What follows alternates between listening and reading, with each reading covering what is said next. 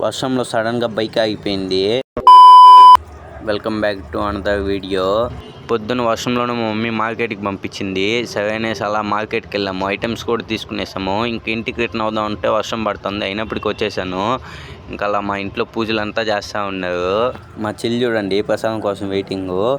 ఎవరికి తెలియని సీక్రెట్ ఏంటంటే మేము పుత్తూరుకి వచ్చి 7 years అవుతుంది. 7 yearsలో నేను 1 year దేవుణ్ణి మొక్కుంటా. ఇంకా అలా ప్రసాదం కోసం మనం కూడా వెయిటింగ్. ఎప్పుడు పూజ అవుతుందని వెయిట్ చేస్తూ ఉన్నాను. మా పూజ రూమ్లోకి నేను ఇది రావడం 8th time. షాక్ అవ్వద్దండి.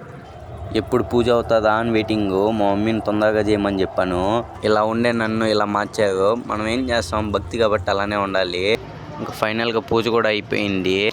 పూజ అవడం ఆలస్యం. మా అక్క మా చెల్లి వచ్చి తినడానికి కూర్చునేసారు. ఇంకా అలా పూజ కూడా అయిపోయింది. ఇంక మనం దానికోసం వెయిట్ చేసాం కాబట్టి మనం కూడా ప్లేట్లో వేసుకున్నాము. మా మమ్మీ వాళ్ళు సాంబార్ పోసుకోమంటే నేను పెరుగు వేసుకున్నా. సరే అయితే నెక్స్ట్ వీడియోలో కలుద్దాం. బాయ్. లైక్ చేసుకోండి.